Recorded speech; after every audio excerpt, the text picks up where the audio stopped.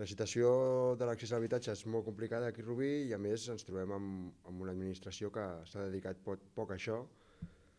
Penseu que tenim un 1% del parc només és públic i a més, en un municipi en el qual hi ha més de 3.000 vivendes buides. Tenim més de 3.000 vivendes buides però només un 1% de vivendes de parc públic. Aquesta moció es va aprovar per unanimitat al ple de novembre i per aquest motiu nosaltres demanem a tots els partits i a l'Ajuntament exactament el govern, que és qui ho executa, que siguin responsables amb les seves decisions, que tots els partits van votar per unanimitat aquesta moció, és a dir, si estaven d'acord en aquesta moció impulsada des dels diferents moviments i col·lectius que la van impulsar, i que no sigui cap excusa aquest nou pont per no tirar-la endavant.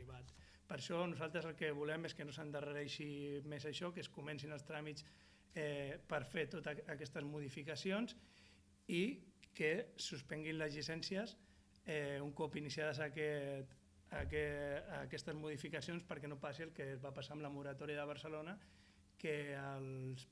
diversos promotors el que van fer és aprofitar aquesta moratòria per introduir tots els seus projectes de construcció abans de que s'implementés aquesta mesura. És a dir,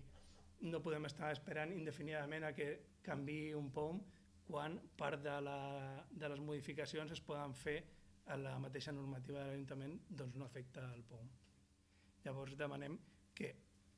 una, que s'apliqui, i dos, al sector privat que sigui corresponsable de la situació d'emergència habitacional que hi ha en aquesta ciutat, perquè aquesta mesura el que fa és fer corresponsables al sector privat de la situació d'emergència que hi ha en aquesta ciutat i entenem que també a Catalunya i a l'Estat.